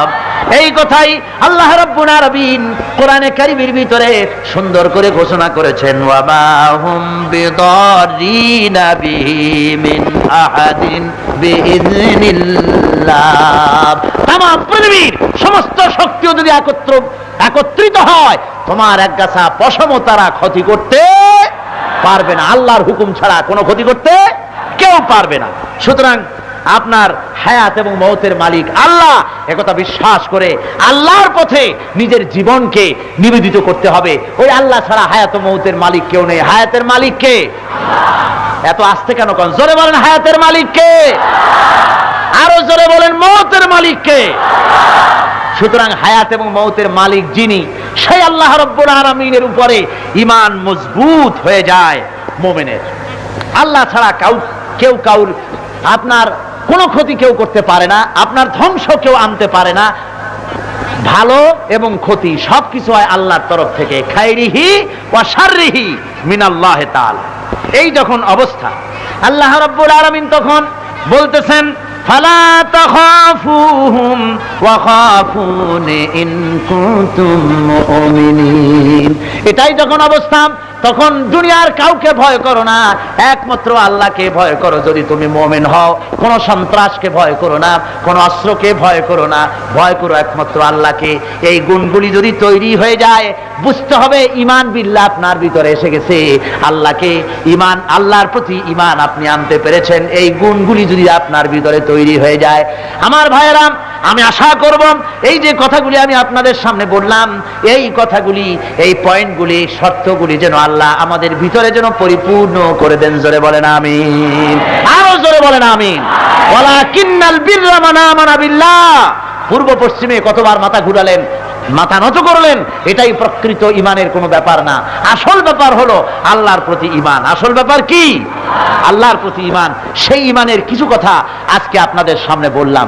বাকি এই 10টি, মোট 10টি কোয়ালিটি লাগবে মুত্তাকি হওয়ার জন্য। কটি শর্ত? যারা বলেন কটি? এই শব্দগুলি, এই শর্তগুলি আমি আপনাদের সামনে ধীরে ধীরে আপনাদের সামনে পেশ করব, যাতে করে এই মৌলিক কথাগুলি দিয়ে আমাদের ঈমান তৈরি হয়, সত্যিকারের মুসলমান তৈরি হতে পারি এবং বাংলাদেশের মাটির উপরে আল্লাহর বিধান কায়েম করতে আমরা প্রস্তুত হতে পারি। আল্লাহ যেন তৌফিক দেন। জোরে বলেন আমিন। আরো জোরে বলেন আমিন। এই পৃথিবী ভেবে দেখেছেন কি? একবারও কি ভেবে দেখেছেন এই পৃথিবী কত নিষ্ঠুর? এই সন্তান সন্ততি সব একটি মোহ, একটি মায়া, একটি মহব্বত, একটি প্রতারণা। যে বউয়ের জন্য হারাম ইনকাম করেছেন, যে সন্তানদের জন্য হারাম ইনকাম করেছেন, জান দিলেন, রক্ত দিলেন, জীবন দিলেন, সারা রাত কষ্ট করেছেন, দৌড়দৌড়ি করেছেন, যখন মরে গেলেন, যে বাচ্চাটা আপনি করে না নিলে কলিজা ঠান্ডা হয় না, সেই বাচ্চা বলবে, মাকে বলবে, মা বাপের লাশ যে রুমে আছে আমার সেখানে নিও না, আমার ভয় করে। ঠিক কিনা? স্ত্রীও আরো দু একজন লোক না হলে লাশের ঘরে থাকতে পারবে না, তারও ভয় করবে। থাকলে বড় জোর মা থাকতে পারে, বাপ থাকতে পারে। যাকে বিবাহ করার পর অনেক সন্তান আছে, মা বাপকে চোখে দেখতে পারে না, বল কথা মতো মায়ের সাথে কথা বলা বন্ধ করে দেয়। হয়তো কুমিল্লা এরকম নাও থাকতে পারে। বউতে নালিশ করছে, মায়ের সাথে কথা কয় না, আবার বলে এই বুড়িটা মরে না কেন? নাউযুবিল্লাহ, নাউযুবিল্লাহ। বুড়িটারে মরার কথা বলতেছো তুমি? তোমার ছোট্টবেলায় যখন তোমার টাইফয়েড হয়েছিল, অসুখ করেছিল, গরিব বাবা, বাড়িতে ল্যাপ নাই, খাতা নাই, তোষক নাই, সেই জায়গায় মা তার কাপড় বিছায় দিয়া বুকের উপরে নিজের শরীরের উষ্ণতা দিয়া বাঁচায় রাখার চেষ্টা করেছে, নিজে না খেয়ে খাওয়াইছে, অসুখ সারে না। মা ওই মুমূর্ষু বাচ্চার সেরানে তার মাথার কাছে বসে তাহাজ্জুদের নামাজ পড়ে কোরআন শরীফ তেলাওয়াত করে, চোখ দিয়া পানি পড়ে আর বলতে তাকে, রব্বুল আলামিন আমার জীবনটারে দিয়া আমার কলিজার টুকরা সন্তানটারে বাঁচাইয়া দাও। যেই মা নিজের জীবন দিয়া সন্তান বাঁচাইতে চাইল, সেই সন্তান আজকে বউ পাইয়া মাকে ভুলে যায়, মায়ের সাথে খারাপ ব্যবহার করে। আল্লাহ রাব্বুল আলামিন বলেছেন, মা বাবার সঙ্গে খারাপ ব্যবহার করো না, ভালোবাসায় কথা বলো। ওয়াকুল লাহুমা কাওলান কারীমা, সম্মান সূচক কথা বলো। মা বাবার জন্য দোয়া করো আমার কাছে। কে বলতেছেন? আল্লাহ তাআলা বলছেন দোয়া করো আমার কাছে এই ভাষায়, রব্বিরহামহুমা কামা রাব্বায়ানি সাগীরা। পড়েন সবাই, রব্বিরহামহুমা কামা রাব্বায়ানি সাগীরা। আয় আমার রব, আমার মা বাপ যেমনি ছোটবেলায় আমাকে অত্যন্ত যত্ন করে লালন পালন করেছে, আল্লাহ তাআলা তুমি দয়া করে আমার মা বাপকে তোমার রহমতের করে লালন পালন করো। সুবহানাল্লাহ। প্রত্যেক নামাজের পর সকলে এই দোয়া পড়বেন, মনে থাকবে? মনে থাকবে? হযরত আলী বলেছেন, যেখানে ইলম চর্চা হয়, কোরআন আলোচনা হয়, হাদিস আলোচনা হয়, সেটা কোনো সাধারণ জায়গা না, সেটা জান্নাতের টুকরা হয়ে যায়। যেরকম সুবহানাল্লাহ। কাজে বেহেশত থেকে শয়তানের জন্য বাইর করিয়া না দেয়, সতর্ক থাকেন। শয়তান কি চায় যে আপনি সারাক্ষণ শোনেন? কি কোন চায়? চায় না। শয়তানের খপ্পরে পড়েন না, বসেন আর শোনেন। ইমানদার যখন বিপদে জর্জরিত হতে থাকে তখন সে ভেঙে পড়ে না, তখন অন্ধকারের বিপদের অন্ধকার বিদীর্ণ করে আলোর এক প্রভা তার চোখের সামনে উদ্ভাসিত হয়ে ওঠে। সেটা কি? সেটা হলো আল্লাহ রাব্বুল আলামিনের বাণী, ফাইন্না মাআল উসরি ইউসরান, ইন্না মাআল উসরি ইউসরা। আল্লাহ পাক বলেন, জেনে রাখো, দুঃখ এবং কষ্টের সাথে রয়েছে সুযোগ আর সুবিধা, আর অসচ্ছলতার সাথে রয়েছে উদার সচ্ছলতা। জোরে কান সুবহানাল্লাহ। কাজে ভয় পাওয়ার কারণ নাই, হতাশ হওয়ার কারণ নাই। মন আশায় বুক বেঁধে রাখো। গুনাহ করেছো, হতাশ হয়ো না। যুবকদের গুনাহ করা স্বাভাবিক। ইউনিভার্সিটির ছাত্র, কলেজের ছাত্র, প্রফেসর, শিক্ষক, অফিসার ঘুষ খেয়েছেন, জিনা করা হয়েছে, মদ খাওয়া হয়েছে, মিথ্যা কথা বলা হয়েছে, যাই কিছু করেন না কেন ভয় পাওয়ার কারণ নাই, নিরাশ হওয়ার কোনো দরকার নাই। আল্লাহ পাক ডেকে বলেছেন, কুল ইয়া ইবাদিয়াল্লাযীনা সারাফু আলা আনফুসিহিম লা তাকনাতু মির রাহমাতিল্লাহ। আরে আমার আল্লাহর মতো এত ভালো আর কেউ আছে? এত দরদ আর কারো আছে? আমার আল্লাহ বলেন, ও নবী আপনি শুনায় দেন, হে আল্লাহর বান্দারা, তোমরা যারা নিজেদের উপরে বাড়াবাড়ি করেছো, নিজেদের উপরে জুলুম করেছো, অত্যাচার করেছো, আমি আল্লাহর রহমত থেকে নিরাশ হয়ে যেও না।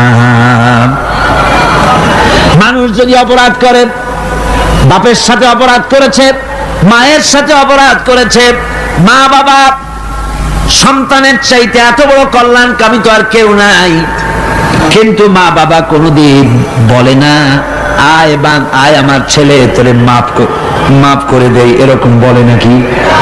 মন চায় ছেলে যদি মাপ চাইতো, খুশি হয়ে মাফ করে দিতাম, কিন্তু কেন যে আসে না, ডাকে না যে আয় মাফ করে দেই। মা বাপ আপনাকে এত ভালোবাসে, সেই মা বাপও আপনাকে বলে না যে আয় মাফ করে দেই। আমার আল্লাহ হচ্ছেন এমন আল্লাহ, আল্লাহ রাব্বুল আলামিন ডাকেন, এ বান্দা খুন করেছিস ফিরে আয়, জিনা করেছিস ফিরে আয়, হত্যা করেছিস ফিরে আয়, চুরি করেছিস ফিরে আয়, কুফরি করেছিস ফিরে আয়, সুদ খেয়েছিস, ঘুষ খেয়েছিস, মদ খেয়েছিস ফিরে আয়, এসে আমার দরবারে চোখের পানি ফেল, আমার দরবারে কাঁদাকাটি কর, ইন্নাল্লাহা ইয়াগফিরুয যুনুবা জামিআ ইন্নাহু হুয়াল গফুরুর রহিম। আমার দরবারে চোখের পানি ফেলে কান, আমি রব্বুল আলামিন জিন্দেগীর গুনাহ মাফ করে দেব। সুবহানাল্লাহ কোন, সুবহানাল্লাহ কোন। আমার কাছে কান, চোখের পানি ফেল। আল্লাহ রাব্বুল আলামিনের কাছে বান্দার দুইটা ফোঁটা বেশি প্রিয়। একটা হলো জিহাদের ময়দানে যে রক্ত ফোঁটা দেওয়া হয়, এটা আল্লাহর কাছে প্রিয়।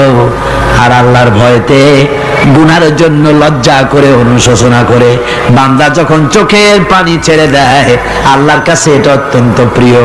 নবীজি বলেছেন, বান্দা যখন গুনার ভয়তে, আল্লাহর ভয়তে, জাহান্নামের ভয়তে অনুশোচনা করে যখন চোখ দিয়া পানি ছেড়ে দেয়, ওই চোখের পানি নাকের অর্ধেক আসতে না আসতে আল্লাহ রাব্বুল আলামিন বান্দারে মাফ করে দেয়।